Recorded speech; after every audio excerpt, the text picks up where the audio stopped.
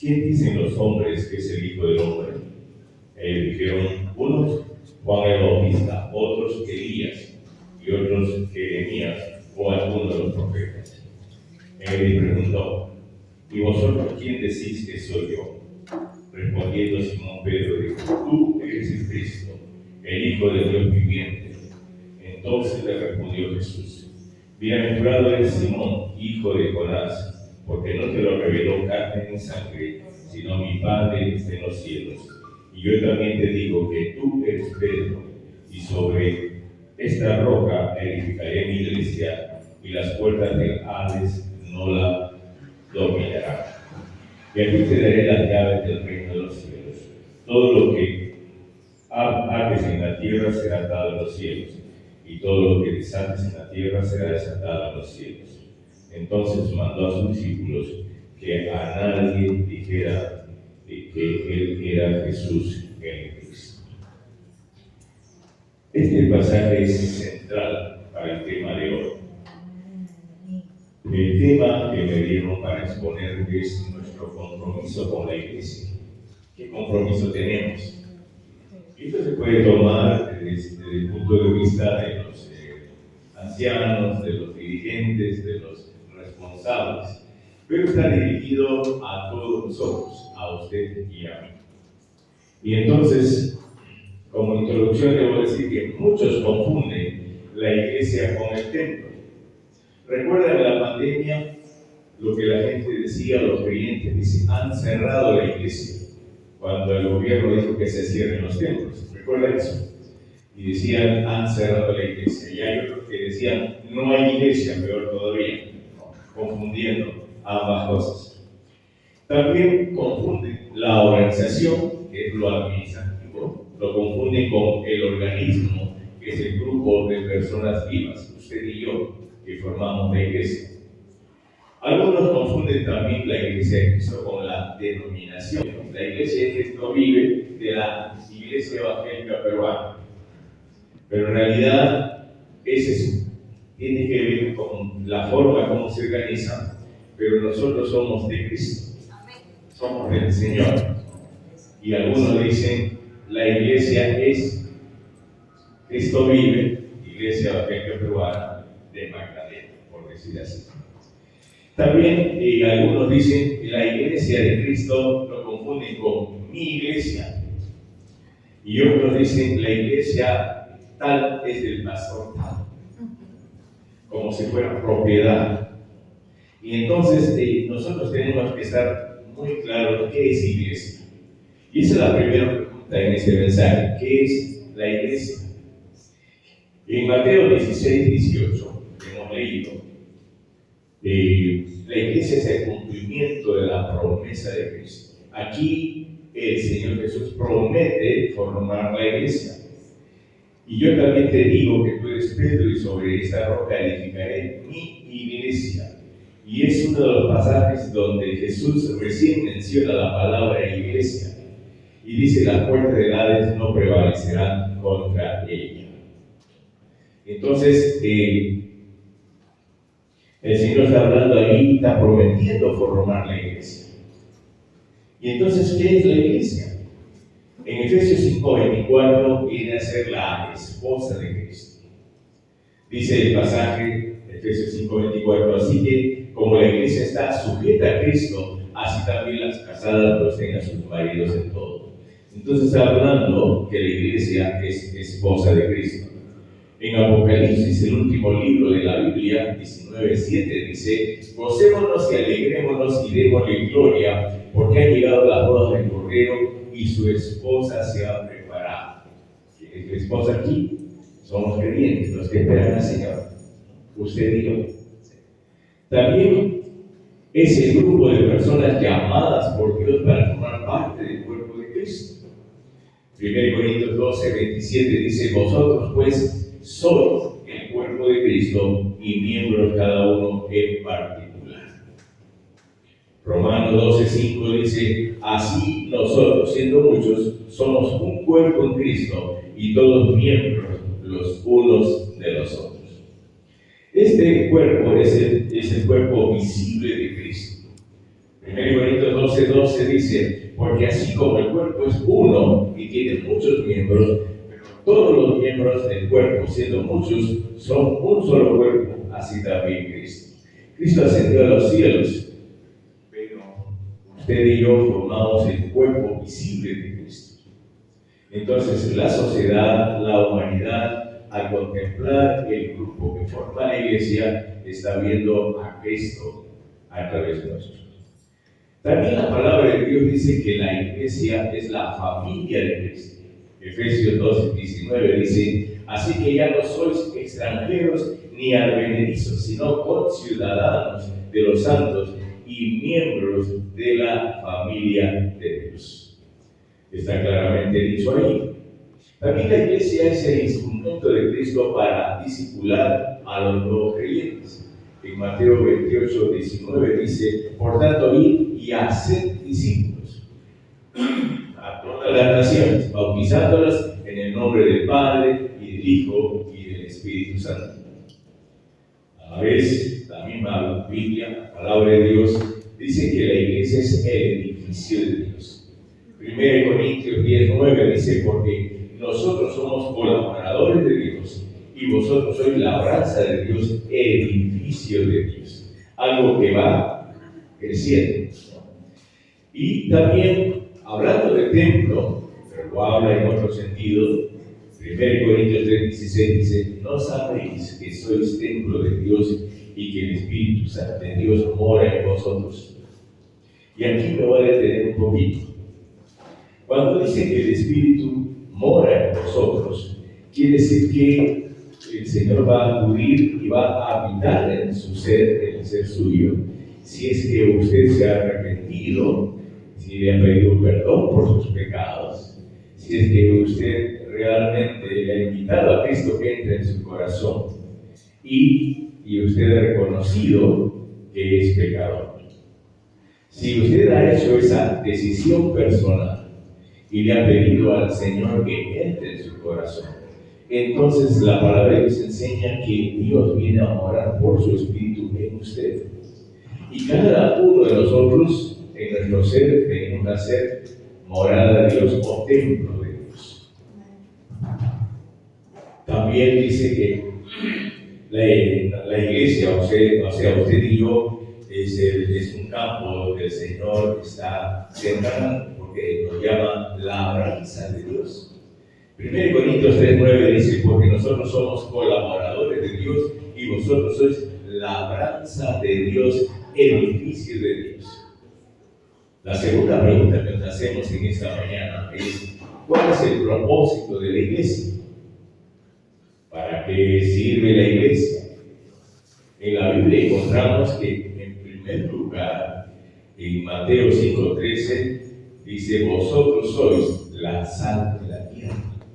Pero si la sal se desvaneciere, ¿con qué será salada? No sirve más para nada, sino para ser echada fuera y hollada por los hombres. Quiere decir que la función o la responsabilidad o la tarea de ser sal es que usted influya en la sociedad, en la humanidad, de tal manera que usted sirva como algo que va a detener el pecado. Porque la sal lo que hace es detener la corrupción. Usted sabe que las refrigeradoras no existieron toda la vida. Las refrigeradoras sirven para que no se arruinen, no se malogren, no se pudran los alimentos. Antes no existía la refrigeradora, no se habían inventado. ¿Y qué pasaba? ¿Qué hacían? Lo que hacían era echarle sal. Y la sal preservaba de la corrupción. No se podría, no se malograba. Esa función de sal del Señor nos pide aquí en este mundo, porque el mundo es corrupto, avanza el pecado. Mucha gente está en desobediencia delante del Señor. Unos a otros están incitándose a pecar.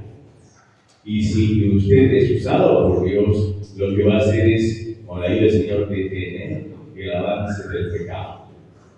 También usted le va a dar sazón a la humanidad, porque la humanidad cuando peca es desagradable delante de Dios. En cambio la sal le va a dar sabor Y la persona que es sal es porque ya es un creyente, ya ha aceptado a Cristo, ya ha nacido de nuevo, ya tiene el Espíritu de Dios en su corazón, es nueva criatura. Y entonces su persona va a ayudar para que los demás sean agradables delante de Dios, llevándolos justamente a esta decisión de un encuentro con Dios. Pero la otra tarea de la iglesia, el otro propósito, es que sea luz. Mateo 5:14 dice: vosotros sois la luz del mundo. Una ciudad asentada sobre un monte no se puede esconder. La luz es para que brille, para que ilumine el camino, para que las personas puedan entender delante del Señor en qué situación está. Así lo hizo el Señor con nosotros. Cuando uno se acerca al Señor, mientras más está haciendo comunión con Dios, lo que Dios revela es nuestra pecaminosidad. ¿Cuánto nos falta cambiar? ¿Cuántos errores hemos cometido comiendo? Y esto es lo que el Señor dice: vosotros sois la luz del mundo. En la medida en que usted entienda estas verdades, en la medida en que usted con sus testimonios muestre cómo es la vida cristiana, cómo es una persona que sigue a Cristo, usted está iluminando el camino de otros que quieren acercarse al Señor. Ese es el propósito de la iglesia. Otro propósito de la iglesia es ser agencia del reino de Dios. El reino de Dios se ha acercado, fue la predicación de Juan el Bautista y el mismo Señor Jesús. Pero el reino de Dios tiene agentes. Y los que se reúnen, ¿no?, como congregación, como iglesia, como cuerpo, son aquellos que sirven en el plan de Dios. Mateo 16:19 dice: y a ti te daré las llaves del reino de los cielos. Y todo lo que atares en la tierra será atado en los cielos, y todo lo que desatares en la tierra será desatado en los cielos. ¿A qué se refiere esto? Lamentablemente algunas personas que estudian la Biblia dijeron que la iglesia tiene un poder extraordinario que no lo tiene cualquier ser humano. En el sentido que la iglesia es aquella que decide las cosas acerca de la eternidad. Este pasaje parece apoyar eso, pero no se está refiriendo a eso. Pedro, a quien se le dijo eso, fue el primer apóstol de Jesús, que levantándose en el día en que llegó el Espíritu Santo, la gente pensaba que los demás, los que hablaban en lengua, cuando llegó el Espíritu Santo, estaban ebrios, estaban borrachos. Y Pedro se levanta y dice: no están ebrios, sino que Dios está hablando por su Espíritu. Y él da una predicación, un tremendo mensaje. Escucha lo que estaban ahí presentes de toda nacionalidad y se arrepienten, se compungieron de corazón. Varones hermanos, ¿qué haremos? Y el apóstol Pedro le dice: arrepiéntanse y bautícense en el nombre del Señor Jesús para perdón de pecados. ¿Qué está haciendo Pedro ahí? Está mostrando el camino de salvación. No es que él ofrece, no es que da salvación, sino muestra el camino. Cuando alguien me dice a mí como pastor: ore por mí, usted está más cerca del cielo. No es cierto. Usted mismo puede orar a usted mismo. Y según cómo esté su relación con Dios, el Señor le va a oír. No necesariamente uno es el que perdona pecados. Uno puede escucharle la consejería y decirle que arregle cuentas con Dios, pero el pastor y los ancianos perdonamos pecados. Entonces, esta mención del Señor Jesús: lo que uno ata en la tierra será atado en los cielos, se refiere a la predicación. Cuando uno predica, está hablando de las cosas de Dios. Y cuando la persona cree en la palabra, entonces uno puede en el nombre del Señor decir: si tú te arrepientes, Dios te va a perdonar tus pecados. No estamos diciendo: si tú te arrepientes, yo te perdono. No. Estamos llevando a las personas a creer en la palabra, en lo que ha dicho la Escritura. Y si creen, entonces va a suceder aquello que el Señor promete. Y el Señor promete hacernos nueva criatura. si nos arrepentimos, nos promete perdonarnos, si nosotros pedimos perdón. Entonces, eso es atar y desatar. Otra cosa, otra atribución de la iglesia es cuando se aplica la disciplina. Dice la palabra que si una persona tiene algo con otra persona, y entonces le recomienda el primer paso, ve y habla con él. Si no te hiciere caso para que arregle su conducta, su manera de ser, llama a otro, llama a 2 o 3 testigos y vuelve a hablar con él para que corrija su caminar. Si esta persona sigue necia y no te hace caso, dice, dilo a los ancianos. Y los ancianos, claro, la función de ellos no es realmente torcer el brazo de esta persona, sino llamarle a que se arrepienta, pida perdón, cambie su manera de ser. Si no hiciere caso a la iglesia, dice la palabra del Señor, a los ancianos, dice la palabra del Señor, dilo a la iglesia, o sea, comunícale a todos los hermanos. No para que aquí se haga un circo romano y puedan todos juzgar a la persona, no, sino para que estén enteradas y que la iglesia pueda realmente apoyar la decisión final, porque esta persona se le ha hablado varias veces y no corrige su conducta, su caminar, su andar. Entonces dice la palabra, tenle por gentil y publicano. O sea, realmente, en otras palabras, expúlsalo de la iglesia. Y eso se llama disciplina, es lo que la iglesia aplica en el peor de los casos. Felizmente no hacemos mucho trabajo de ese tipo. No estamos nosotros con el garrote para comenzar a golpear a las personas y disciplinar. A propósito de eso, me tocó ir a Huancayacu cuando yo estaba joven en una campaña, digamos, misionera, y llegamos a un templo de una iglesia pequeña, una iglesia cristiana evangélica, y contaron que pasando la carretera, ahí en Huancayacu, la selva, había una iglesia pequeña donde estaban personas que decían creer en Dios, pero que estaban equivocados. Y una de las cosas en las cuales se equivocaron mucho fue que una persona no estaba sintiendo como ellos, no se estaba alegrando como ellos, no estaba levantando manos como ellos. Y ellos tenían una gran Biblia en el púlpito. No sé si conocen esas Biblias grandes que se colocan en el púlpito. Algunos lo compran para adornar la casa. Esa gran Biblia, entonces la llamaron a esta persona a un dormitorio y dijeron, tú tienes que alegrarte como nosotros, tú tienes que levantar la mano como nosotros, tienes que palmear como nosotros, tienes que hacer este y ella decía, no siento hacerlo, disculpe, yo quiero ser sincera conmigo mismo y con Dios. Y entonces ellos le rodearon los dirigentes y con esa Biblia comenzaron a golpearle la cabeza, literalmente. Le ocasionaron un derrame cerebral y la mataron porque después de un momento murió esa persona. Eso no hacemos en una iglesia cristiana, no se asusten. Los pasos que he hablado de la disciplina no tienen que ver con una agresión física, sino el Señor da atribución a la iglesia y decimos, o la iglesia dice, al final de muchos intentos para ayudar a esta persona, si sigue en su necedad, dice que hay que expulsar. O sea, hay que desconocerla, no viene a ser o no muestra que es un verdadero creyente. Y la iglesia tiene esa atribución y dice que cuando se toma esa decisión, en los cielos también se toma en cuenta.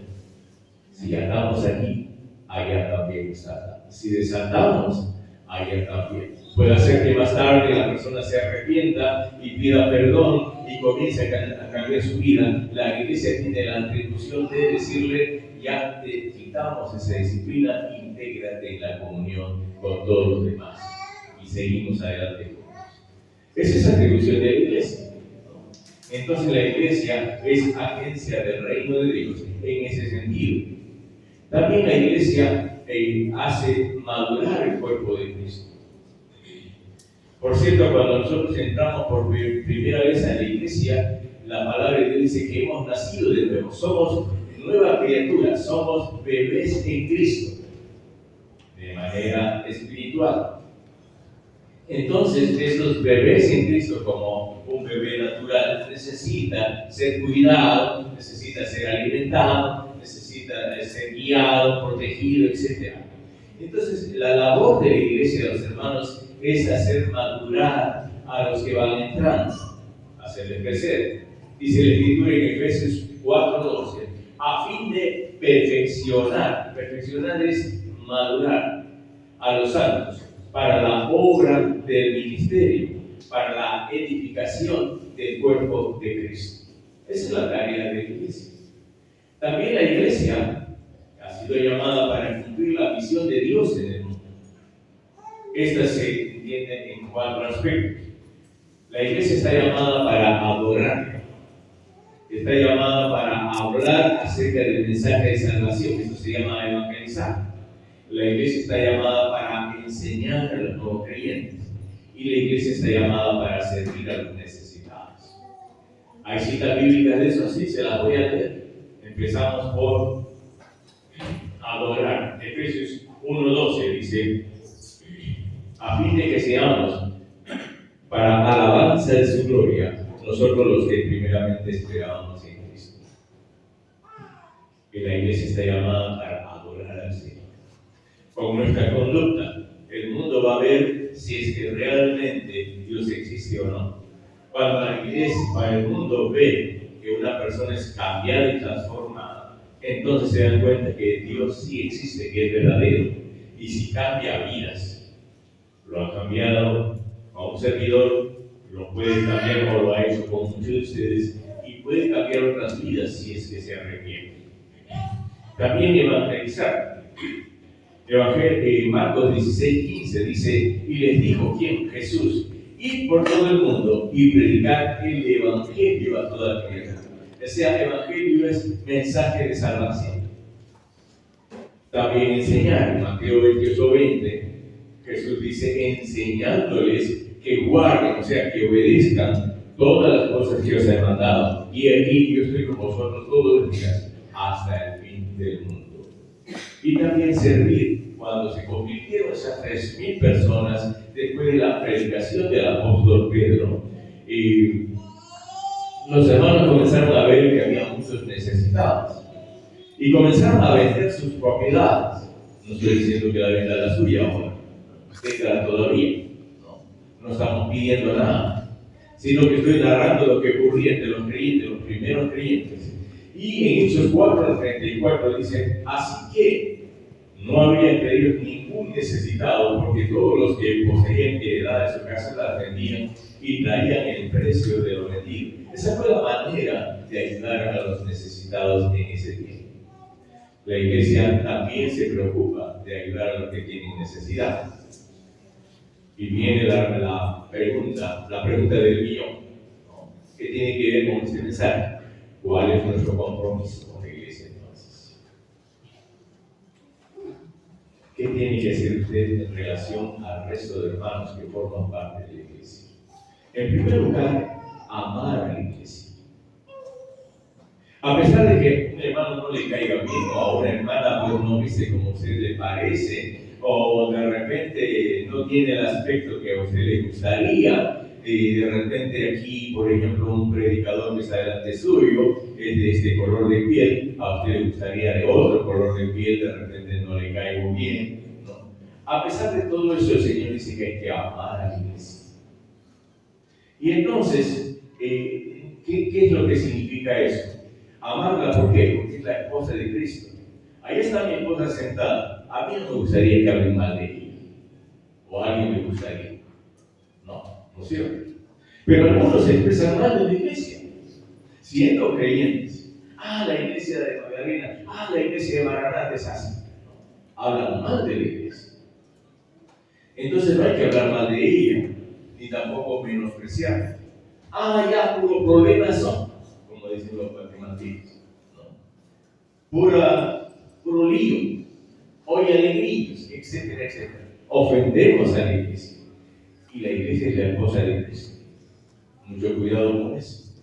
Hay que sellar los labios, porque usted está hablando de los salvados, de los rescatados.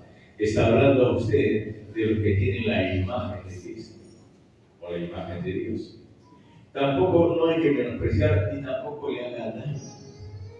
En Hechos 9 dice que Saulo estaba persiguiendo a los del camino, a los creyentes, y se le presenta a Jesús y dice: ¿quién eres, Señor? Yo soy Jesús a quien tú persigues. Se identificó Cristo con los que estaban huyendo de la persecución que Saulo estaba liderando. Saulo todavía no se había convertido. Él los arrastraba, dice, y los llevaba a la cárcel. Inclusive consentía la muerte de aquellos que eran apedreados.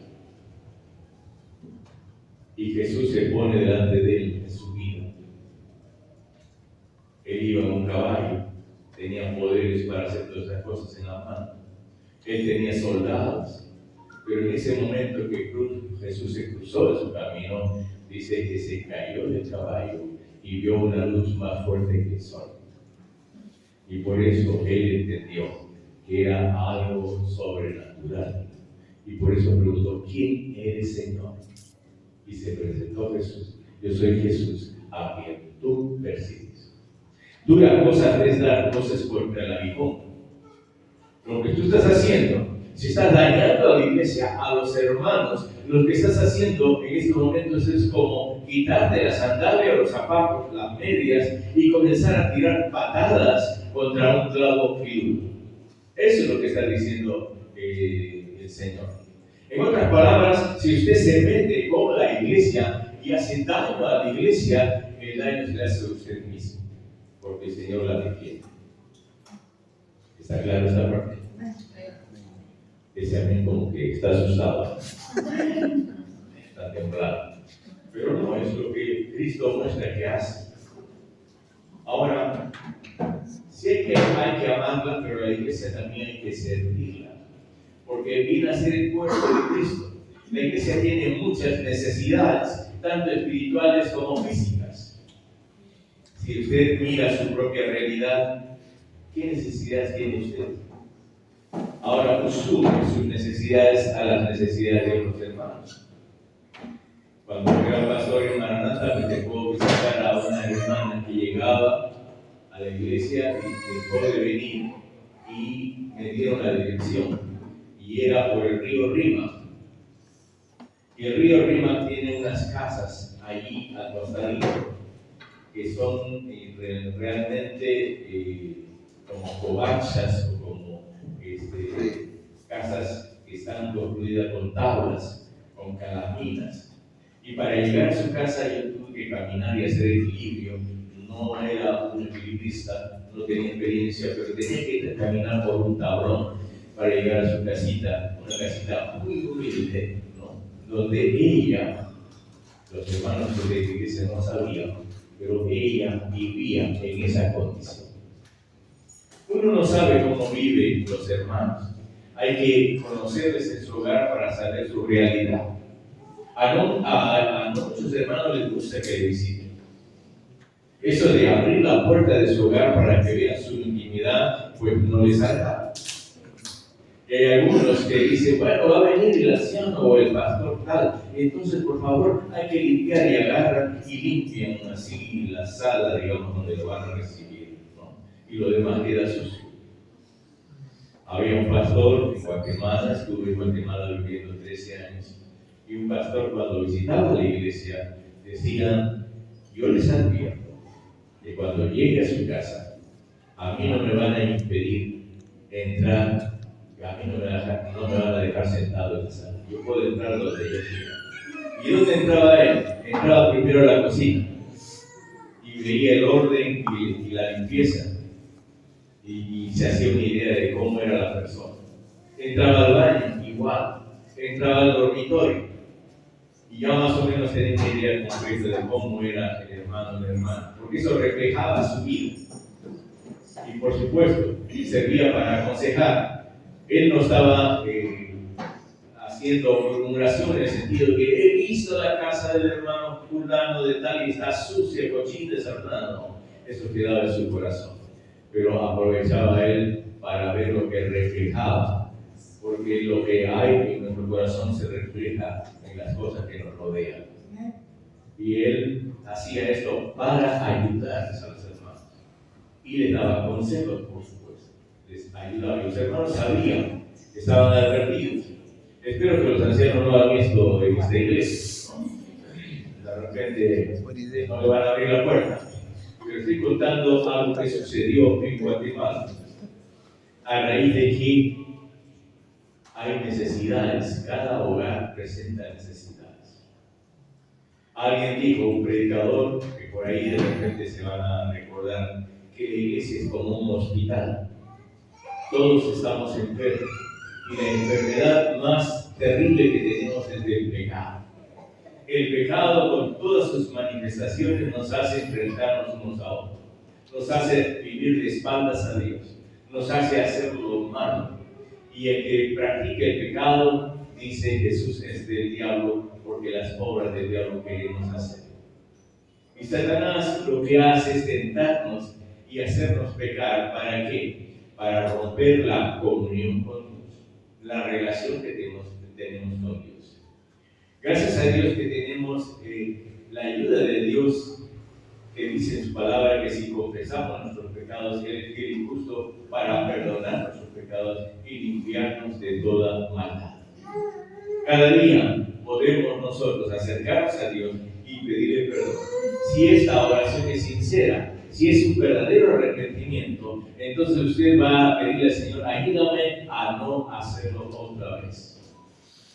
Y si es un vicio que usted tiene, si es algo que le tiene atado, es posible que a pesar de esa oración usted vuelva a practicar eso, pero poco a poco lo va a ir dejando.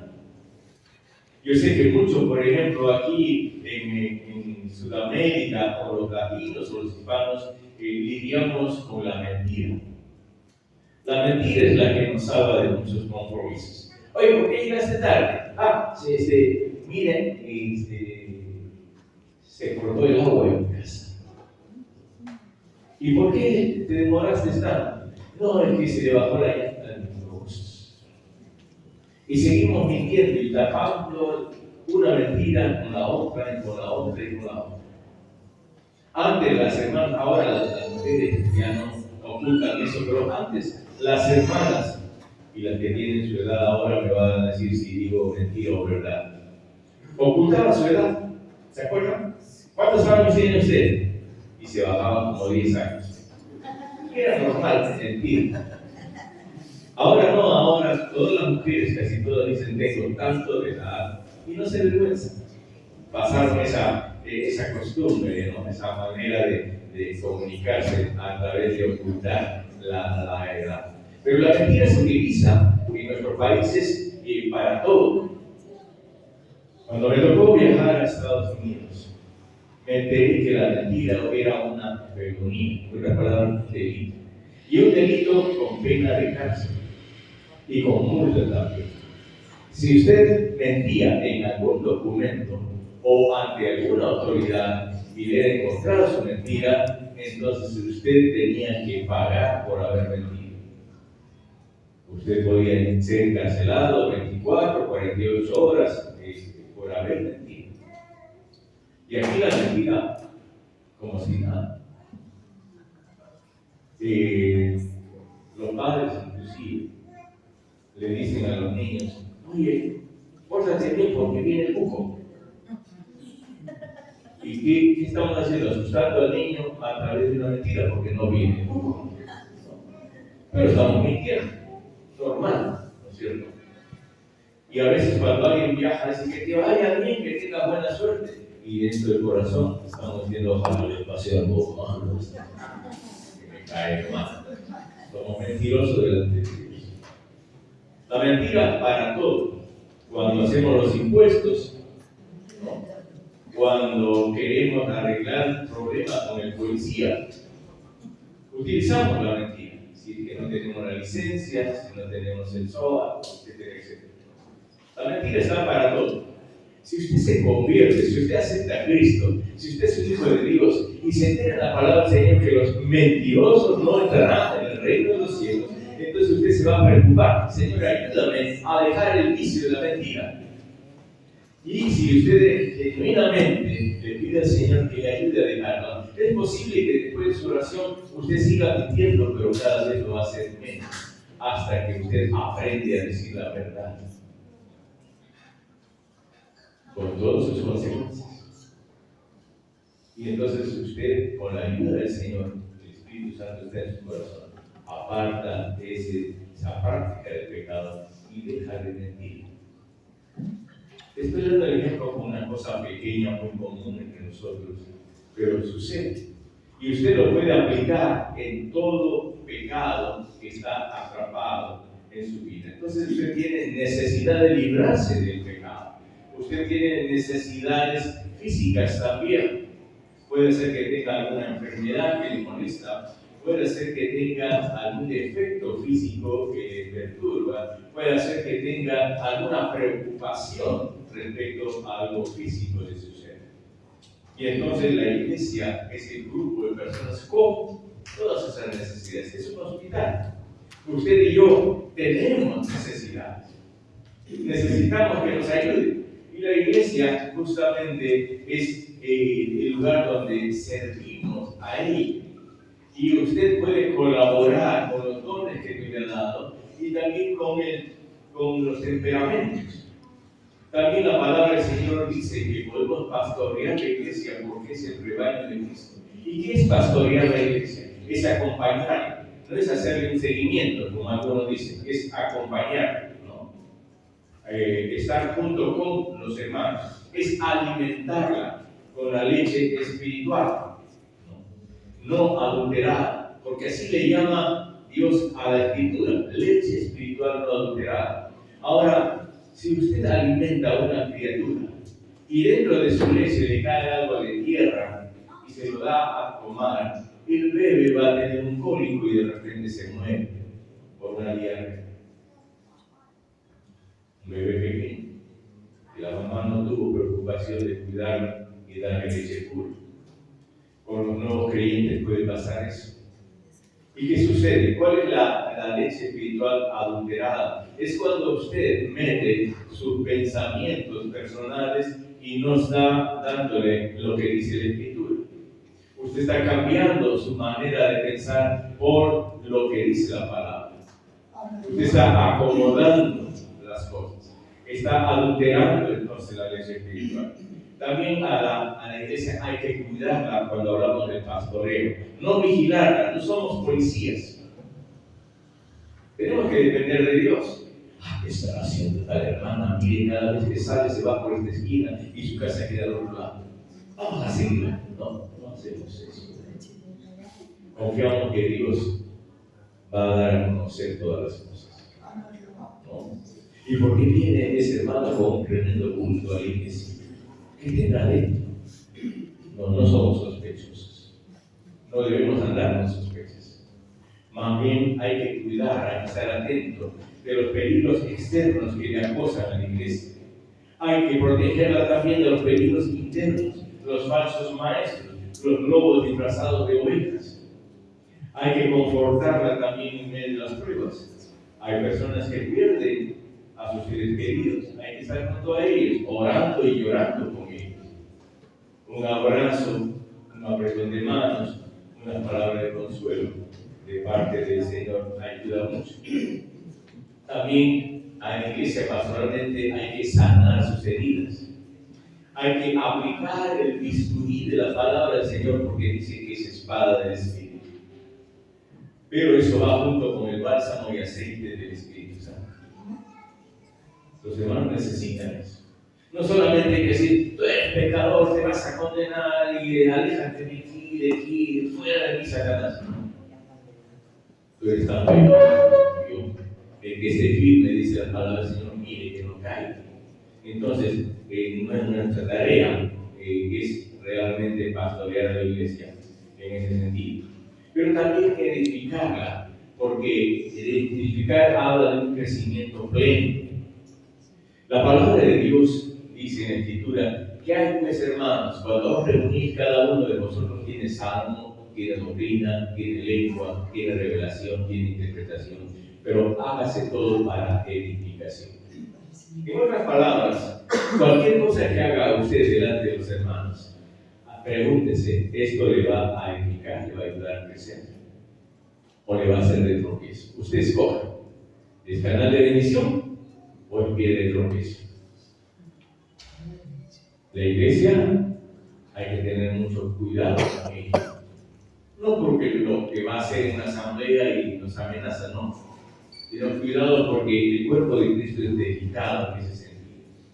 Hay que estar atento a que la iglesia vaya a crecer. Y todo lo que hagamos que sea para que el hermano avance en su fe, en su amor, en su esperanza, ¿no? En la confianza en Dios, en el conocimiento del Señor.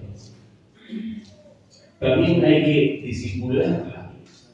Esto habla de formación bíblica. En 2 Timoteo 3:16 dice: toda la escritura es inspirada por Dios y útil para enseñar, redarguir, corregir e instruir en justicia. Hay iglesias, y la Biblia dice que como somos parte del rebaño de Cristo, está lleno de ovejas. Pero dentro de las ovejas hay algunas que tienen cachitos y cornean, no se comportan como ovejas, sino que están ahí, son molestosas, no contribuyen para que la iglesia avance, sino que están corneando para que las cosas se vengan abajo. Cornean al presidente consistorio, cornean a los ancianos, cornean al tesorero, cornean a los diáconos, están ahí y comportándose como chivos y no como realmente ovejas. La oveja no es así, es pacificada. Y la oveja sigue al pastor del rebaño. Y entonces la escritura se usa para enseñar y redarguir. Redarguir tiene que ver con mostrar con la palabra cuál es su problema y que sienta remordimiento en su corazón y deje de hacer tal o cual cosa. Para corregir, si es que se desvió del camino, jalarla. Por eso el pastor tenía un bastón así y del pescuezo la jalaba la oveja delicadamente, no la agarraba a palazos, ¿no es cierto? Para instruir en justicia también, porque no somos buenos nosotros en juzgar a las cosas y las personas. Y entonces la escritura nos ayuda. Y entonces tenemos que discipular. Ya estoy terminando, para los que se cansaron del servidor, hay que orar por ella.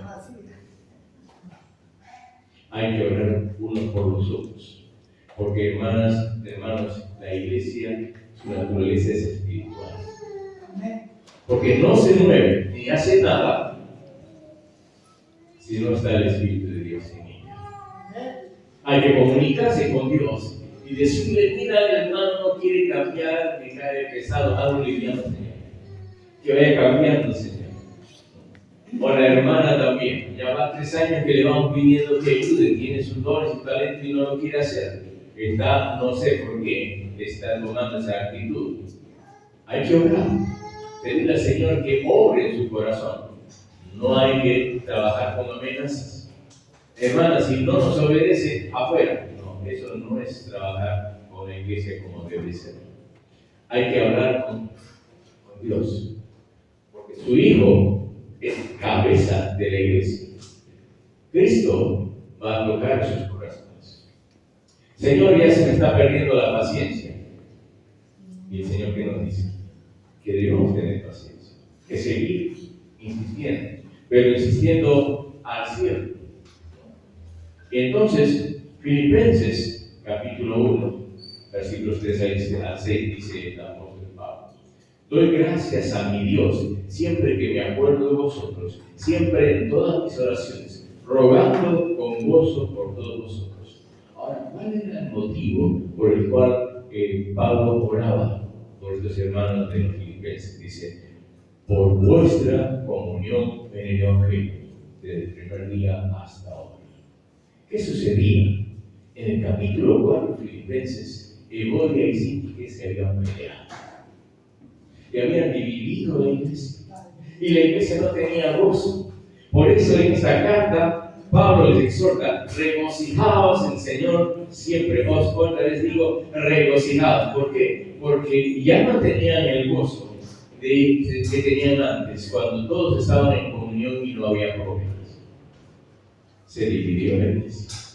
Y por eso Pablo dice, ora, rogando con gozo por todos, por vuestra comunión de evangelio. Se estaba rompiendo la comunión. Qué delicado es trabajar con los hermanos en Cristo. Pero no se aproveche, hermano o hermana. Y dice el apóstol Pablo, estando persuadido de esto, que el que comenzó en vosotros la buena obra, la perfeccionará hasta el día de Jesucristo. Amén. Ya estamos terminando. No sé si ese amén es porque ya acabe. Amén, ya termina. Pero ya termino. Estoy en la conclusión. Escúcheme la conclusión. La iglesia es el cuerpo de Cristo, del cual Él es la cabeza. La iglesia no es la cabeza del presidente consistorio. Él es encargado de hacer cumplir las ordenanzas y las cosas que ha acordado la asamblea. Pero Él no es la cabeza es Cristo. Hay algunos que se la dan de espirituales, pero en el fondo son rebeldes y dicen, yo no obedezco a la iglesia, yo obedezco al Señor. Se esconden tras esa verdad y se ponen rebeldes. Si usted se compromete con la iglesia, es porque lo hace con Cristo en primer lugar. Tenga en cuenta eso. Por ende, nos debemos a Cristo y a la iglesia. Nuestros dos deberes, nuestros dos compromisos es con el Señor y con los hermanos. La pregunta final es, ¿está dispuesto a servir a Cristo? Fíjese que el Señor permite ver las Escrituras en esta predicación de este año. Este tema tan importante. ¿Está dispuesto a servir a Cristo? Entonces hágalo en la iglesia. Su servicio que sea aquí. Y yo le invito, hermano, antes que cerremos los ojos, antes que oremos, ¿cuántos que no han servido al Señor quieren hacerlo este año como parte del llamado de Dios? Levanten la mano para orar. ¿Cuántos quieren servir al Señor este año? ¿Sí? Ahí la señorita, valientemente, acá está mi hermano. Aquí está otro hermano que quiere servir, no se asusten, aquí está mi hermano. Aquí está el compromiso, no es conmigo, porque yo me olvido la cara y los rostros. Y está el hermano también. Aquí hay decisiones, producto de lo que el Señor les ha hablado por la palabra. No es compromiso conmigo, porque yo me voy y hasta que me vuelvan a invitar me van a ver, pero si no me invitan ya no me verán, nos veremos allá en el cielo. Pero es importante que usted, antes que nos vayamos, sirva al Señor, porque eso es demostración de que usted es hijo de Dios, cuando muestra el fruto de la presencia de Dios en su vida. ¿Hay alguien más que quisiera tomar decisión? Levantando la mano para orar. Ahora, Dios bendiga. ¿Quién ha venido por primera vez el día de hoy?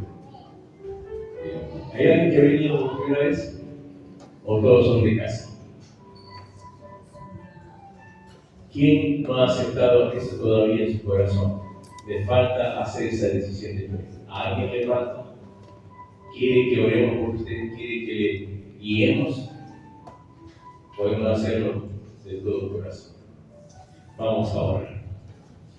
Señor y Padre, te alabamos en este día, porque tú eres realmente quien formó la iglesia en Jesucristo y pusiste a tu Hijo como cabeza de ella. Ayúdanos, Señor, a tomar decisión para formar parte del plan tuyo, para poder ayudarnos entre unos y otros como cuerpo de Cristo, como hermanos necesitados. Te suplico que bendigas a estos hermanos que han tomado esa decisión. Ayúdala, Señor. Dale, Padre, humildad, dale sabiduría, que tengan temor de ti, Señor, a fin de que su servicio sea de todo corazón. A los que lo están pensando, también oro por ellos. Ayuda al Señor a tomar una decisión. Y a los demás que ya están comprometidos, que ya hicieron su decisión, Señor, bendice también porque están en el camino tuyo. Como iglesia, Señor, te adoramos, te amamos y queremos servir. En el nombre de Cristo Jesús. Amén. Dios te bendiga, Señor.